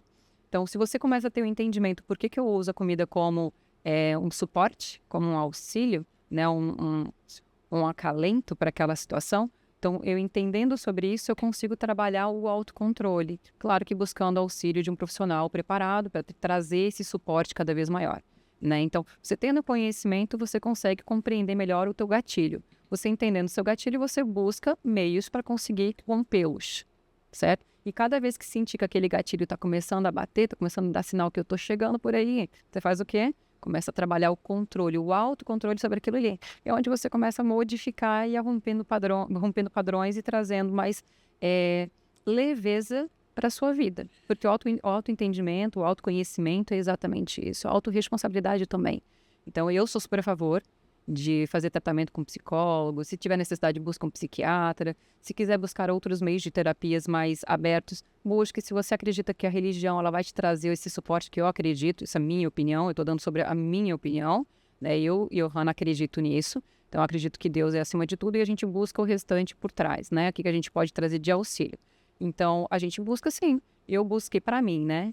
Quando eu tive o meu rompimento de padrão, onde eu escolhi com questão de saúde, tá? O problema de saúde, problema de tireoide, várias questões hormonais. Era um problema hormonal, vamos dizer assim. Hormonal, exatamente. Então, eu escolhi lá atrás fazer uma reeducação alimentar, rompendo outros padrões emocionais também, né? De entender que aquilo ali era necessário para minha saúde, onde eu comecei a buscar mais atividade física, fazer caminhada, comecei a me conectar com o meu sagrado, comecei a buscar auxílio de uma psicóloga, uma consteladora. Eu gosto muito do sistêmico, porque o sistêmico ele te conecta com a sua família, com o seu pai. O que é a consteladora? Consteladora é uma profissional que trabalha com constelação sistêmica. Certo. Que busca o entendimento e o conhecimento sobre a parte hierárquica da sua família, que vem seus avós, seus pais, até chegar a você. Aquele rompimento de padrões, aqueles padrões que a gente vem repetindo de pai e mãe lá de trás, que enquanto a gente não toma consciência sobre aquilo ali, a gente vem replicando. E isso é um exemplo muito claro, assim, eu vou dar para vocês. Uma pessoa que está acostumada com... Não vou botar um tema muito, muito conflituoso aqui, não para a gente não aumentar essa questão da polêmica da constelação, porque hoje eu sei que tem muita gente que não concorda com a constelação familiar, com o sistêmico, e isso é uma escolha de cada um. Eu estou falando que para mim serve, né? Eu vou olhar para um padrão de repetição, uma comunicação agressiva. O que seria? Eu e meu marido, sou solteira, mas vamos botar lá. Eu e meu marido, ele tem uma comunicação grosseira, que isso vem do padrão da família dele. Certo? De grosseria. Grita contigo, trocando em miúdos aqui. Exatamente. Eu converso de boa contigo, você vem por qualquer questõezinhas que mexeu um pouquinho com o teu ego, com o teu brio, dá uma grita, certo? Faz escândalo, briga, ofende, enfim. Então, o que acontece? Isso ali, ele vai trazer uma comunicação agressiva. Ele traz uma comunicação agressiva para você e você, como você não tem conhecimento, autoconhecimento, nem entendimento de como lidar com aquilo ali, automaticamente vai chegar numa hora que você também vai fazer o mesmo tipo de comunicação agressiva com aquela pessoa. Então, o que a gente faz? Eu olho para o meu sistêmico. Eu vou entender que aquilo ali é uma replicação, está replicando o padrão do meu sistêmico familiar. Do meu pai e da minha mãe. Aquilo ali não é meu, certo? E eu tenho duas escolhas. Ou eu continuo fazendo aquilo ali, e eu vou lá e entendo que aquilo ali foi a escolha dos meus pais. Claro que tem uma profundidade muito maior por trás. Eu estou sendo bem resumida aqui para ti. A gente entende o que está acontecendo ali na constelação familiar, na constelação sistêmica, trazendo e buscando entendimento sobre aquilo ali, trabalhando sobre aquilo ali, para eu escolher fazer diferente. Então, tenho duas escolhas. Ou eu continuo replicando o padrão, ou eu busco o entendimento e o conhecimento e escolho fazer diferente. Se eu quero mudança, eu preciso trazer mudança. Você usa esse método com os pacientes também? Uso. Às vezes? Isso é legal. Elas nem percebem. Mas agora vão saber. Eu trago porque eu acho que toda a questão que a gente estava falando ali antes, né? Toda paciente que ela vem buscar uma mudança física nela é por alguma questão. E aí eu vou conversando, vou futucando educadamente, sutilmente, e aí eu entendo o que está acontecendo e elas acabam me contando. Eu entendi o que você está falando. A gente está meio que viajando aqui, mas é legal isso, né? O legal do podcast é poder falar sobre tudo. Para mim serviu, né? Não, isso tem a ver com saúde. Né? É mental. A gente está falando aqui não é só de pós-operatório, é de tudo. Não. Então, o que eu estou entendendo que quer dizer o seguinte, O autocontrole é que você tem que ter um mecanismo seu para conter a sua ansiedade. Isso. Esse mecanismo pode ser rezar, esse mecanismo pode ser Botar um tênis e correr. botar um tênis e correr, fazer uma atividade física, esse mecanismo pode ser tomar um Rivotril, esse mecanismo pode você tomar uma garrafa de uísque, Desde que vinho. você tenha o entendimento daquilo que você está fazendo, de como melhorar aquilo ali e de como romper aquele padrão. Porque se você se mantém naquele padrão, a gente não tem melhora. É isso. Eu acho que a gente consegue trazer esse equilíbrio, esse controle do que a gente está sentindo se a gente tem o despertar do entendimento. Se enquanto eu não tiver o entendimento, a consciência do entendimento daquela situação, eu preciso entender o porquê que a água é necessária para a minha vida. Por que essa água vai trazer uma limpeza para o meu corpo? Por que ela vai trazer uma produção maior de sangue?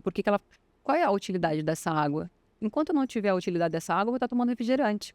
E o autoconhecimento é exatamente isso. O autoconhecimento vai te trazer a informação e a mudança daquele padrão. Você tendo... Isso é uma escolha, né? Igual maturidade. Maturidade é uma escolha. A gente conhece tanta gente de 60, 70 anos com uma mentalidade infantil. Como a gente também conhece gente de 30 anos com uma maturidade menor.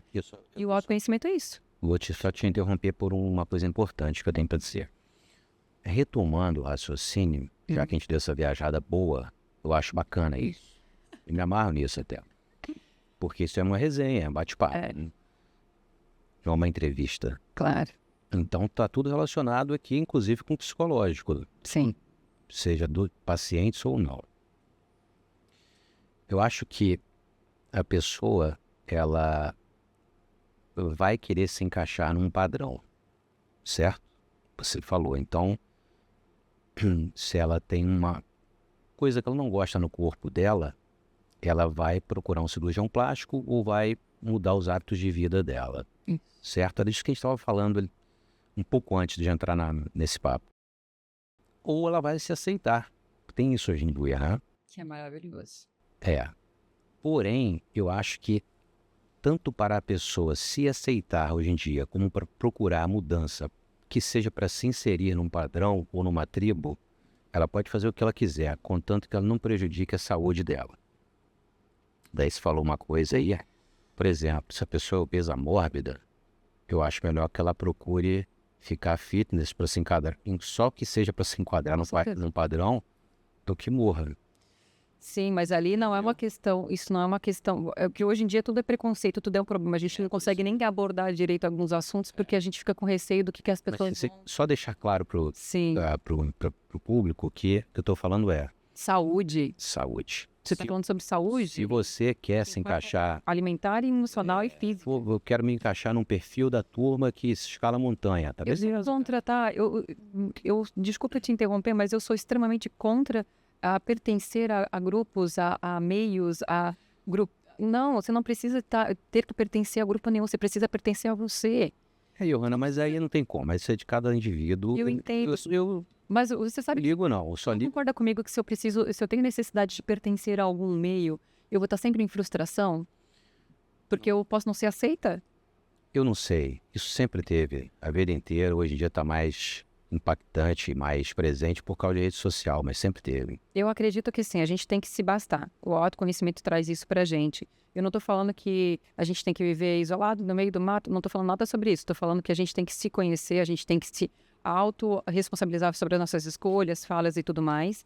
Mas ter a consciência, se a pessoa está obesa e ela tá com a saúde dela complicada, o emocional dela complicado, está precisando de ajuda, vá buscar um nutricionista, vá buscar um endocrinologista, vá buscar um médico que possa te orientar, vá buscar um profissional que venha trazer consciência sobre aquilo ali. Não é por questão de pertencimento de padrão, que as pessoas têm que entender isso, e sim por questão da vida e da saúde dela. Mas é disso que eu estou falando. Se a pessoa quer pertencer a um padrão... E ela está confortável? Não, e ela não está prejudicando a saúde dela, tá ótimo. Para mim tá ok. Para mim também. Por quê? Se ela está com obesidade mórbida constatada pelo IMC, ela pode ter diabetes, hipertensão, infarto, AVC e pode morrer. Sim. Então é importante que ela procure um endocrinologista, quem sabe até uma cirurgia bariátrica. Sim. Para sair desse estado. Aham. E se a pessoa quer pertencer à turma do futebol que pertença, Isso, fazer aquilo que se sente confortável, mas que não, desde que não se prejudique. prejudique sua saúde. Daí eu entro um pouco na minha área. Tem a turma que quer pertencer a um pessoal que tem um padrão de beleza tal. E para isso faz coisas que, se eu te falar que você vai duvidar de mim. Coisas com o próprio corpo, entendeu? É nesse ponto que eu queria chegar, já que a gente entrou no lado psicológico da coisa.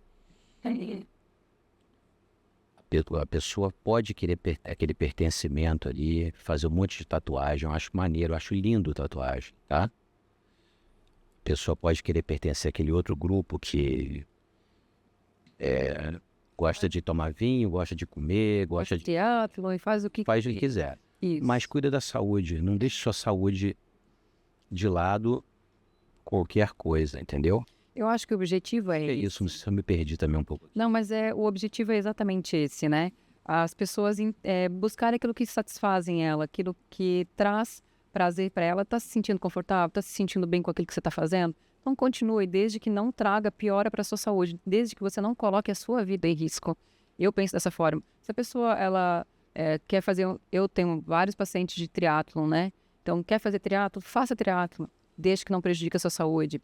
Quer ser obesa? Tá tudo bem, é uma escolha sua, desde que você tenha consciência sobre a sua saúde. Se isso ali vai botar a sua saúde em risco e está comprovado através do médico, busque um outro profissional de nutricionista, um endocrinologista que possa alinhar isso ali. Eu acho que as pessoas têm que buscar aquilo que favorece a elas. E eu também entendo que atrás de tudo isso existe um emocional mexido.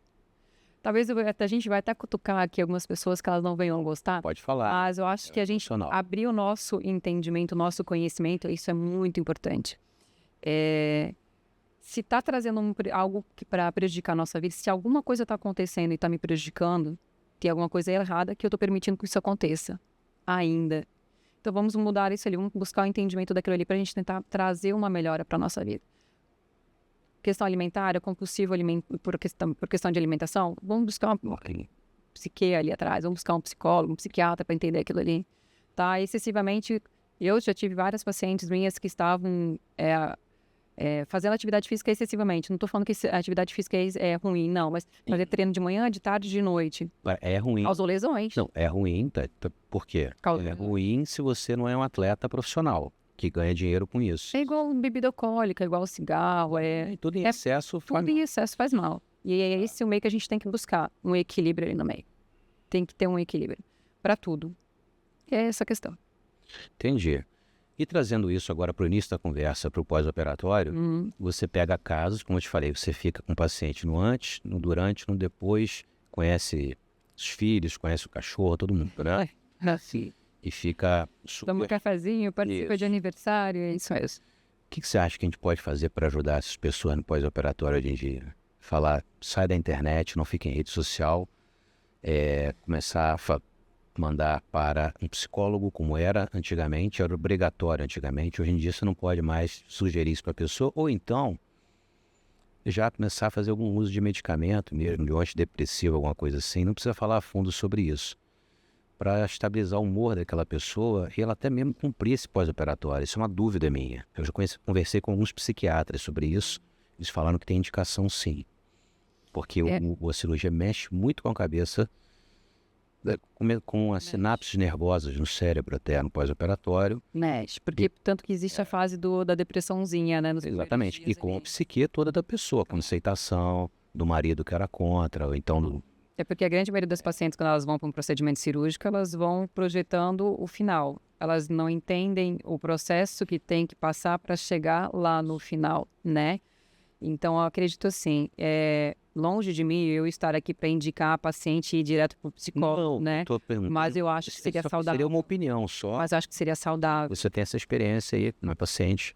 Eu acho que seria Ela te conta os detalhes, quando você está fazendo drenagem nela, ou tô tomando um cafezinho. Tem pacientes que a gente vê que tu entende ali que na verdade é só um ajustezinho e tá tudo bem, mas tu vê que tem pacientes que elas vão buscar o procedimento cirúrgico como um acalento para uma insatisfação ou uma dor. Realização de um sonho. Infelizmente tem que dizer. Essa é só a minha opinião. Pode não ser a de outro colega da área de saúde. Mas tem não é realização de um sonho. Não. Tô falando isso É um até vai contra vazio, mim. às vezes talvez uma Eu não sou capaz de realizar sonhos de ninguém. Cada um construi. Ninguém, até na hora de um casamento, o cara não promete, o cara fica aí casado na alegria, na tristeza, depois não acontece nada disso. Exatamente. Não é à toa que tem tantas separações por aí. Então, É isso. mas tem só uma opinião. Então, você acha que Eu vale a acho. pena um apoio de psicólogos, né? Eu acho também. Eu acho que Atualmente, mais do que nunca. Tá? na própria conversa do cirurgião com a paciente, já ter um pouco dessa abordagem, né, de entender o porquê que ela está querendo fazer aquilo ali, mas entender... Não, mas o médico não é capaz. Seja cirurgião, seja clínico, ele não é capaz de compreender aquilo. É muito superficial. Nem perceber os sinaizinhos daquela paciente e trazer uma indicação. Eu lembro que quando eu comecei... Na minoria dos casos, eu diria. Quando eu comecei com... Né, são 22 anos de pós-operatório ali. Quando eu comecei, a gente tinha... Né, eu fazia parceria com alguns cirurgiões e esses cirurgiões eles já tinham auxílio de uma psicóloga. Então, já ia automaticamente para elas. Sim, eu acho isso extremamente... Como eu te falei, era obrigatório. Antigamente tinha sala... Você presa se eu falar não, né? Não. Deveria, né? As pessoas deveriam buscar esse autocuidado, porque isso aí a gente está falando sobre a vida delas, sobre a realização daquele projeto delas, sobre o bem-estar delas. E sobre a expectativa que ela bota que é muito complicado sobre isso, né? o médico ou sobre o profissional da saúde. Pode ser o biomédico também, Sim. que entrou no mercado. A expectativa que ela coloca naquele profissional. Você é o meu salvador. E atualmente se comparando muito, muito intensamente com a internet, que atualmente, inclusive, desculpa ficar repetindo a palavra, mas com inteligência artificial a gente já não dá para saber o que é verdade e o que é fake, né? A gente já vê isso com tantos filtros, né? Que são usados ali. As pessoas têm um pouco de medo eu acho que de se assumir nu e cru como é. A gente vive essa era do digital ali, da internet, que tomou uma proporção. A gente é daquela época que não tinha nem celular, né? Que era do orelhão, ou nem tinha telefone. Você pegou o orelhão, ficha. Ficha. Depois veio o cartão de orelhão. Era moderno. Era moderno. Então, assim, eu ainda tenho um pouco de dificuldade com essa expansão toda da internet e a gente se sente tão invadido, às vezes, com a internet, que eu acho que precisa ter essa consciência do que a gente está fazendo ali, né? Porque se a gente não tiver controle sobre isso, a gente ter o controle com a gente mesmo, certo? Do que a gente está olhando, do que a gente está usando como exemplo, vai virar bagunça. Você se perde, você fica dependendo daquilo ali, você está ali o tempo inteiro querendo aceitação e aprovação, usando o filtro com medo de se mostrar, de ser rejeitado, de não ser... Por isso que eu digo, tudo isso é para quê? Por que vem esse meio de internet? O que ele está querendo fazer com as pessoas? Torná-las habitoladas. Se você não usa com sabedoria e equilíbrio a internet, os meios sociais que a gente tem hoje, o que vai acontecer? Você vai virar um escravo dela. Eu sou super a favor de... Eu adoro rede... Não, eu acho bacana a rede social pra caramba. Inclusive, é muito bom, né? Você pode conversar com pessoas. Me deixa acessível a você. Sim, para todo mundo. Eu me deixo acessível a outras pessoas também. Você a outras pessoas para conversar com a pessoa que você nunca viu na vida e que te interessa em algum aspecto profissional ou pessoal. Quando isso é usado da forma consciente, para trabalho também, para divulgar o trabalho. A pessoa tem uma loja que está divulgando na internet. Hoje em dia tem que ter isso. Precisa desse globalizado. Isso é interessante. Agora, esse abuso, esse sequestro que eu chamo, é um sequestro mental que te obriga toda hora a ficar postando coisas da sua vida pessoal e a ter que curtir e a se frustrar caso você não tenha o número de curtidas que você gostaria. Enfim, eu diria que isso aí, Giovana, é para poucos. Psicologicamente falando. É para poucos. É para guerreiros brabos mesmo. Porque senão tu entra no sistema, né? Até para você ser uma pessoa influencer, é para poucos. E eu admiro quem é influencer digital. Eu também. Aquela pessoa que ela trabalha pra caramba, tá? A pessoa tá só viajando, curtindo, indo pra lugar. Só fazer um videozinho como se fosse... Não, pô, ela tem que ir pro lugar, não pode relaxar. Ela tem que filmar, tem que postar, tem que falar. Porque o algoritmo entende que aquela pessoa tem que estar o tempo inteiro movimentando para ela conseguir ter o tanto de visualização, o tanto de expansão, o tanto... Não, é para poucos. Não é uma escravidão? É uma escravidão, sequestro que eu chamo, sequestro mental, porque toda hora você tem que ter o imediatismo de responder mensagem. Agradando as pessoas ou não, aprendendo a lidar com o desagrado, com as frustrações. Então vem WhatsApp, Instagram, Facebook, e notificação de banco, e notificação Tudo. do aplicativo tal, e não sei, tem gente que bota notificação de tudo. É. Não consegue andar na rua hoje. Saudade do orelhão e a fichinha, né? Isso aí, verdade. Muito bom, legal esse papo, hein? Aí eu queria agora tirar uma dúvida contigo, tá? Você trabalha na área da saúde, e aí, pessoal, mudando um pouco de assunto, que era uma pergunta que a única pergunta assim que eu queria fazer mesmo, você é essa. Como é que você vê hoje em dia a mulher na faixa etária de 40 a 50 anos em relação ao que essa mesma faixa etária representava há 20 anos atrás? Me fale sobre isso, que eu acho muito legal. Tenho a minha opinião sobre isso também. Eu tô quase me encaixando nessas dos 40 aí, né?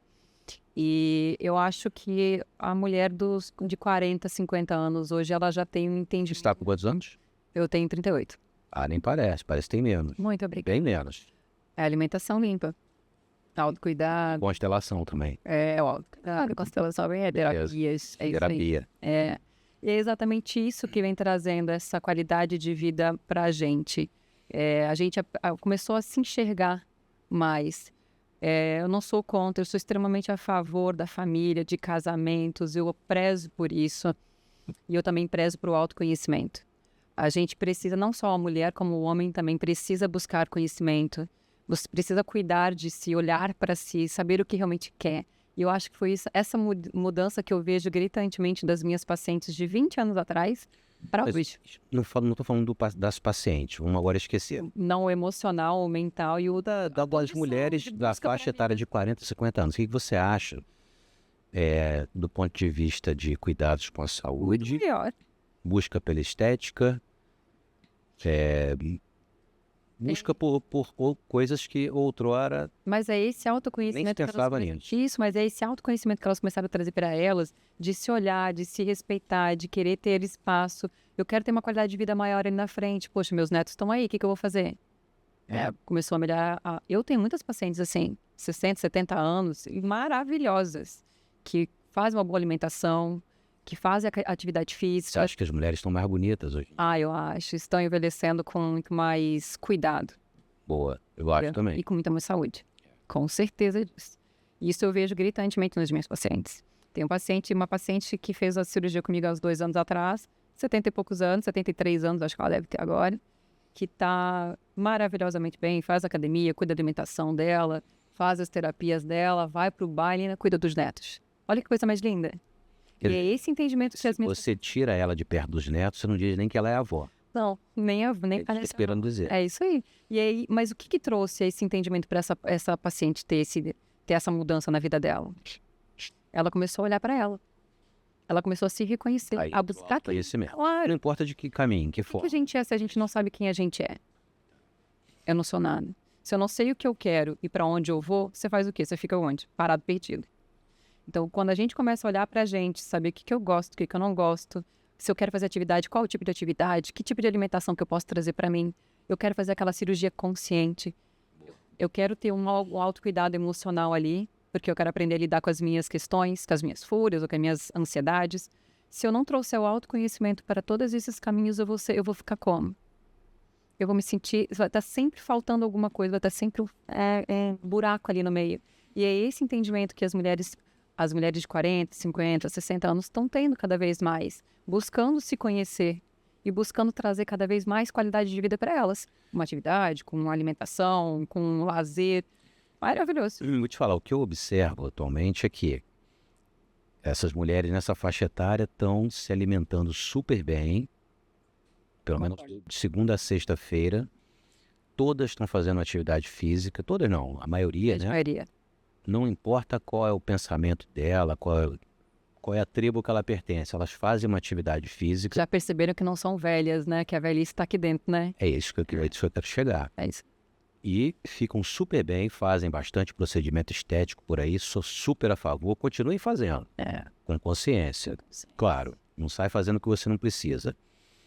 Cuidam muito mais da parte hormonal do que antigamente, da alimentação, acabei de falar, e fazem terapia.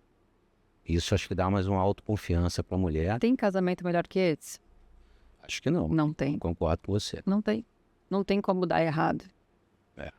Porque tudo que vai ser conduzido a partir dali é consciente. E quando a gente faz as coisas consciente, uma cirurgia plástica, uma academia, um passeio, vou para minha festa, qualquer questão, quando você faz com consciência e entendimento do porquê você está fazendo, aquilo ele não tem como dar errado. E eu acho maravilhoso ver essas mulheres de 40, a gente, né, de 40, 50, 60 anos tendo esse entendimento, essa consciência. É um rompimento de padrão, né, porque eu vejo minha mãe, tem 60 anos, que está no processo de rompimento. Eu brigo com a minha mãe, brigo muito com ela por questão de alimentação. Eu sei. É por isso que eu estou te pedindo para comparar, como era 20 anos atrás. Não era assim, né? Não era assim. Eu vejo minha avó, ela tem aquele padrãozinho Deixar dela. claro, eu não estou falando da parte profissional, não, tá? Isso aí não... Isso é uma Não tô a fim conversa de tocar que- nesse assunto, não. De jeito nenhum, uma conversa nossa Quanto que aqui. ganha a mulher, se ganha mais do que o homem, essa história não é comigo aqui, não. Ele está falando de saúde. Saúde. Estou vendo que as mulheres estão cuidando muito mais da saúde, da parte hormonal, da parte física, da parte estética, Isso. tá? Fazendo mesmo cirurgia plástica e procedimentos. Sou Eu acho que super a as mulheres favor. hoje então é até mais do que os homens. Também acho. Os caras estão um pouco mais largados. Ó, é um sinal para pouquinho. esses homens começarem a cuidar deles aí, porque tem uns 40, uns 50 que vale a pena dar uma cuidada nessa saúde, para chegar lá com os 80, 90 anos com uma qualidade maior. Chegar com a qualidade de vida. E elas estão com qualidade de vida, né? Então, muito boa. Mas na época da sua mãe, como é que era? Não tinha essa, né? Ela não tinha esse tempo para ela, não. Ela não tinha nem essa consciência, eu acredito. Era aquela questão de cuidar da família, cuidar da casa, cuidar do trabalho dela, onde ela não tinha o tempo para cuidar dela, que faltava. Hoje, graças a Deus, ela consegue cuidar dela, fazer as questões dela. A gente briga ainda por questão alimentar, né? Porque eu preciso que ela, por questão da saúde dela. Eu, como filha, gostaria que minha mãe tivesse mais qualidade de vida para a vida dela, para o dia a dia dela, por questão da saúde dela. Mas é uma questão da geração dela e quebra de padrões e de vivência mesmo, né? Então a gente está nessa conversa ali. Mas eu vejo que essas mulheres daquela época minha mãe é de 56, então tem ainda uma resistência um pouco, mas a gente vê que está cada vez quebrando mais sobre isso e trazendo muito mais qualidade de vida para ela. Eu vou te contar uma curiosidade. Eu moro aqui no Rio de Janeiro, né, e tal, e costumo muito frequentar a praia. Não vou muito à praia, mas faço uma atividade física. A quantidade de mulher jogando futevôlei que tem hoje em dia é impressionante. Não era assim há 10 anos atrás. A mulher não jogava futevôlei, era uma ou outra. Hoje em dia tem Legal. muita mulher jogando futevôlei e fazendo esporte também. É o beach tennis, né? Que tá onda. Mas o que me chama a atenção é o futevôlei, que era um esporte antigamente masculino. Total, Total, né? total. Hoje acho que é meio a meio, não sei. Não posso dizer com certeza. Inclusive, tem amigas minhas também que fazem futevôlei, que adoram e competem e tudo mais. Eu acho muito bacana. Eu diria que houve uma coisa boa pra mulherada aí, né? Tivemos um entendimento maior de que a gente pode fazer essas atividades ali, a gente pode se incorporar. Ou seja, vocês estão mais saudáveis. Eu também acho. E eu agradeço por isso. Legal. Seria, deveria ser um padrão, né? Não sou a favor de padrão, tá? Sou bem completamente contra padrões. Eu acho que a gente não tem que ter padrão, mas eu acho que quando a gente fala com saúde, a gente fala sobre saúde, seja lá o que for, não tô falando sobre além disso, para que ninguém venha entender o contrário. Então, eu tô falando sobre saúde. Saúde deveria ser padrão. Cuidar da sua saúde. Então, Concordo. né? Tanto é que o nome do podcast é Medicina com Aí, ó, Saúde. exatamente. Beleza, Ana. Muito legal a nossa conversa. Você tem alguma coisa que você gostaria de falar, complementar aí? Ou dar um recado para a turma? Só agradecer a oportunidade de poder estar aqui, trocando essa ideia gostosa, deixando bem claro a minha opinião, expondo meu trabalho para vocês. É um prazer estar aqui contigo. Prazer é todo meu. Já te acompanho há um tempo, já atendi paciente sua, então Legal. estou muito orgulhosa de estar aqui hoje, conversando contigo, um cirurgião incrível, uma pessoa maravilhosa. Obrigado. Então, obrigada por isso. E a vocês que estão aqui acompanhando com a gente, sigam o doutor no perfil dele, acompanhem o trabalho dele, me sigam também no meu perfil. Vai ser um prazer ter vocês lá e trocar essa ideia e ser acessível também para vocês através dos meus meios ali, tá bom? Fique à vontade, acompanhe a gente também no YouTube, que está tendo bastante matérias interessantes aqui para vocês. Isso aí, pessoal. Conversei aqui com a Johanna Mebus, dermatofuncional, faz pós-operatório aí. Seguem ela lá no Instagram dela, que está aqui no link da descrição. Dá um like, se inscreve no canal, assina o sininho, ativa o sininho, desculpa. Se puder compartilha e comenta aí também para ajudar o nosso crescimento. Vamos seguir, que tem muita coisa boa vindo por aí nesse perfil, né, doutor? Obrigado, Johanna, pela sua presença. Eu que agradeço. Prazer e sinta-se em casa, volte sempre. Estou à disposição sempre. Obrigada, doutor. Obrigado.